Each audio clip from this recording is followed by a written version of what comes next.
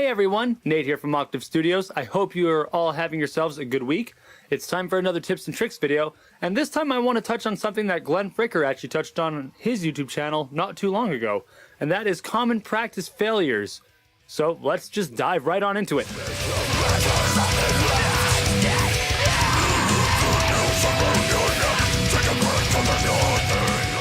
Okay, so first off, if you haven't already watched Glenn's video, you really need to go do that. I'm going to reference it right here because really he touches on it, and the advice that he gives out is from people that are in the industry, that are doing this professionally. And that's why I feel a lot of these things are good to keep in mind, because these are things that are being recommended by the people that are doing what we want to do. And the three that I really wanted to touch on quickly were the ones that I found a lot of amateur bands really deal with in their practices.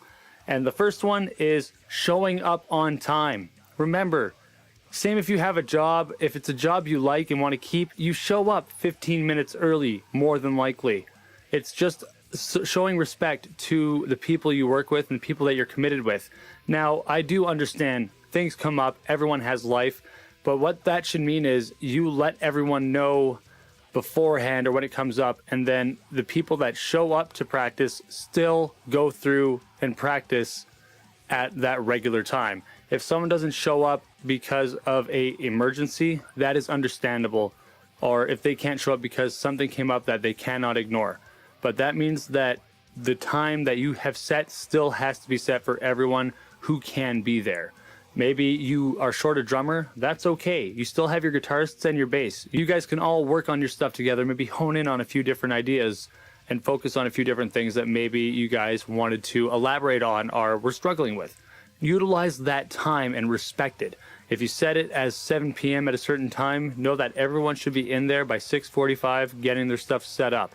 If you want to just chill on the couch and hang out for a bit, that's all right too. Show up earlier than 6:45. That way you can just relax leading into it. But know that once that 7 o'clock time comes, or whatever time you've set comes, everyone should be tuned, ready to go, PAs and amps on, drummers warmed up, and everyone is ready to start practice. The next important thing I wanted to elaborate on that was touched on was knowing your parts.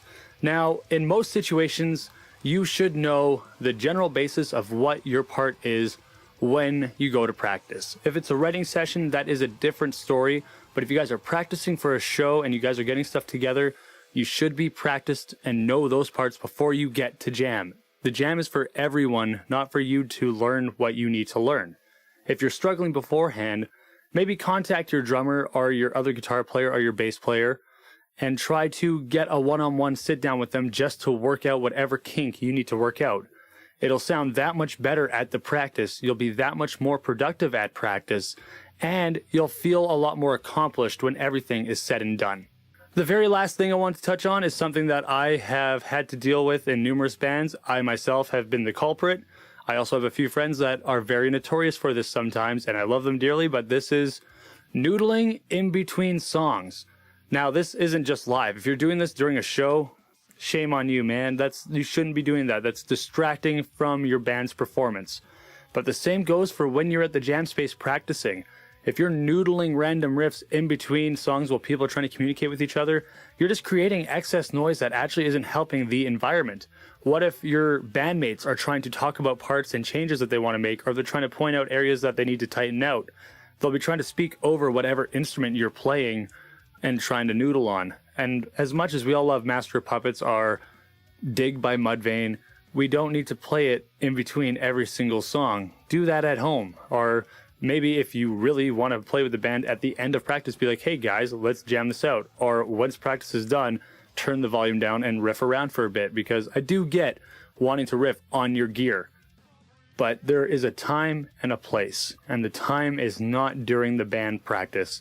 It is before or after. Use that as your warm-up, if anything, in those 15 minutes before practice actually starts. Show up early, tune your guitar, and riff around for a bit and get all that out so that you can focus on what the task at hand is. And I hope that's helpful. Again, please go and check out Glenn's video. It really is helpful. It's really insightful, and follow his channel. He has a lot of really good information out there for everyone. And beware, he is a little salty. If you don't like salt, You're going to have issues, but if you're okay with a little bit of hard reality, that's where you need to go. Without further ado, I hope you all take care. See you next week.